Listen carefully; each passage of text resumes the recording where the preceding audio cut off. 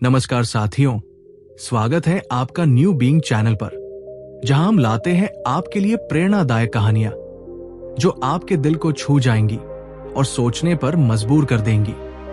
आज की कहानी है अहंकार बनाम सच्ची करुणा की जंग। चलिए शुरू करते हैं। बहुत समय पहले की बात है। एक समृद्ध और खुशहाल राज्य में एक दयालु और उदार राजा राज करते थे, जिनका नाम था राजा हर्ष। उनकी उदारता की मिसाल दूर दूर तक दी जाती थी। हर सुबह सूरज की पहली किरणों के साथ ही राजा अपने भव्य रथ में नगर भ्रमण पर निकलते और रास्ते में मिलने वाले गरीबों, संतों और भूखे पशुओं को भोजन कराते। सड़क किनारे बैठे भिखारी से लेकर आवारा कुत्तों तक कोई भी भूखा न सोता। प्रजा उन्हें निर्बलों का रक्षक कहकर पुकारती थी। राजा हर्ष के चेहरे पर हमेशा एक हल्की मुस्कान होती, लेकिन भीतर कहीं ना कहीं वो इस बात का गर्व भी महसूस करते थे कि बिना उनके इन सब का भला कौन करता। एक दिन जब राजा कुत्तों को भोजन करा रहे थे, उनके साथ चल रहे एक चतुर मंत्री ने कहा, महाराज, यदि आप न हो तो ये बेचारे जीव जंतु भूखों मर जाए। आप ही इनके तारणहार हैं। राजा ये सुनकर हल्के से मुस्कुराए, पर तभी वहां बैठे एक साधु जोर जोर से हंस पड़े। ये देखकर राजा चौंक उठे और बोले, हे महात्मा, ये आपने किस बात पर अट्टहास किया? संत ने शांत स्वर में उत्तर दिया, महाराज, मंत्री की बातें सुनकर हंसी आ गई। सच्चाई ये है कि हम सब तो केवल माध्यम हैं। असली देने वाला तो ऊपर बैठा है। जब हम कुछ दें तो उसे प्रेम से देना चाहिए, न कि अहंकार से। राजा ने बाहर से तो चुप्पी साध ली, पर भीतर ही भीतर उनका अभिमान आहत हो चुका था। ये संत कैसे उनकी उदारता को चुनौती दे सकता है? राजा ने मन में ठान लिया कि अगले दिन से वो किसी को भी भोजन नहीं कराएंगे, ताकि ये साबित कर सके कि वही असली पालनहार है। अगली सुबह राजा का रथ पहले की तरह भोजन से भरा हुआ तो था, पर इस बार उन्होंने किसी को अन्न का एक दाना तक नहीं दिया। कुत्ते उनके रथ के पीछे दौड़ते रहे, आंखों में उम्मीद की चमक लिए, लेकिन राजा ने उन्हें नजरअंदाज कर दिया। दिन बीतते गए। कुत्ते अब कमजोर और बीमार दिखने लगे। गलियां वीरान हो गई और भूख से बेहाल लोग इधर उधर भटकने लगे। एक सप्ताह बाद राजा ने फिर उसी संत को सड़क किनारे बैठे देखा।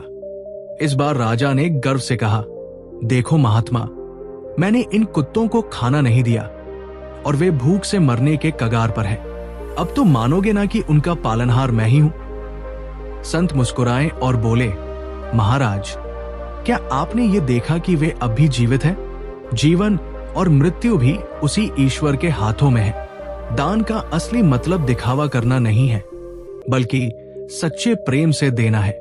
राजा का अहंकार तिलमिला उठा।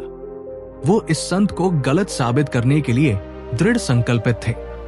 अगले दिन फिर वही हुआ, पर इस बार किस्मत ने पलटी मारी। राजा का रथ अचानक बीच रास्ते में पलट गया और राजा जमीन पर गिर पड़े। भोजन की टोकरी वही बिखर गई।